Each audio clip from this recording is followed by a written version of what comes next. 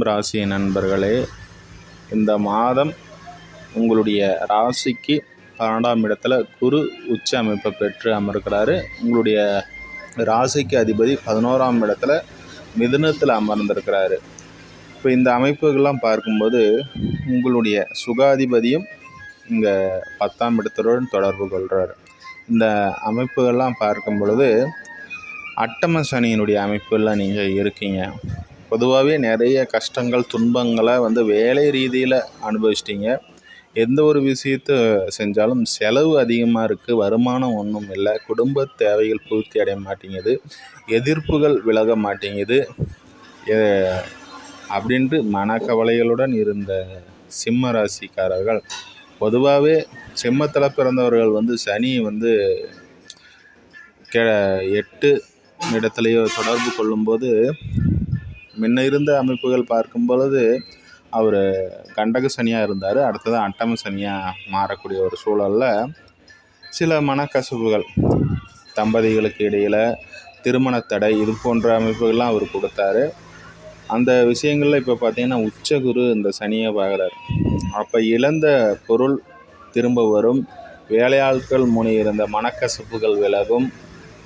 பொதுவாகவே எந்த ஒரு வேலை எடுத்தாலும் தொழிலை எடுத்தாலும் அதற்கு ஏற்ற முயற்சிகளை நம்ம போட்டாலும் கூட ஒரு எதிர்பார்ப்புகள் முன்ன இருந்த மாதிரியான ஒரு அமைப்புகள் நம்மளுக்கு இல்லையே.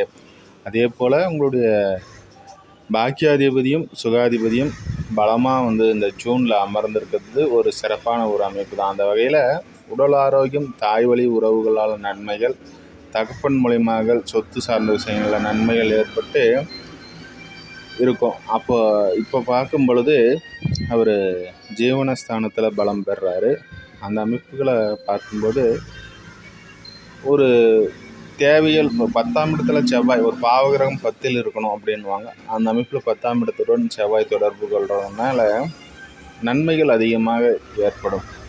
எதையுமே துணிஞ்சு செய்வீங்க, அதற்கேற்ப நன்மைகள் ஏற்படும். 12ஆம் இடத்துல சுக்கிரன், புதன், குரு ஆகிய 3 கிரகங்களும் இணைவு பெறுது. குருவுடன் இங்கே இணைவு பெறுது. சகோதர நன்மைகள் ஏறும், புதிய முயற்சிகள் நன்மை தரும், குடும்ப வருமானம் உயரும். அதே போல் லாபகரமான அமைப்புகளும் இப்போது உண்டாகும். வெளிதூர பயணங்கள் மேற்கொள்வீங்க, அதன் மூலமாக ஆதாயம் அடையக்கூடிய அமைப்புகள்லாம் இப்போது சிம்மராசி நண்பர்களுக்கு உண்டு. பொதுவாக உங்களுடைய ராசிக்கு 7ஆம் இடத்துல ராகு அமர்ந்திருக்கிறார். குரு பார்வையில் இருந்தது. இப்போ ராகு மட்டும் தனித்து இருக்கக்கூடிய ஒரு அமைப்புகளில் பூரம் நட்சத்திரக்காரர்கள், உத்திரம் நட்சத்திர, இந்த 2 நட்சத்திரக்காரர்களும் கொஞ்சம் கவனமாக உடல் ஆரோக்கியம், அதே போல் உங்களோட மனத அளவில் கொஞ்சம் கவனமாக இருப்பது நன்மை அளிக்கக்கூடியதாக அமைந்திருக்கிறது. பிற்பகுதியில் சூரியன் 12ஆம் இடத்திற்கு பெயர்ச்சி அடைவார். அதே போல் புதன் இங்கே 8ஆம் உங்களுடைய இப்போ லாபஸ்தானத்தில் அமர்வார். பிற்பகுதியில் பார்க்கும் பொழுது வெளிதூர பயணங்கள் மேற்கொள்வீங்க, அதன் மூலயமாக ஆதாயம் உண்டாகும், லாபகரமான அமைப்பு, வருமான தேவைகள் பிற்பகுதியில் ஏற்படும். பொதுவாக சிம்மராசி நண்பர்களுக்கு இந்த குரு பெயர்ச்சி என்பது ஒரு சாதகமான ஒரு அமைப்பு தான்.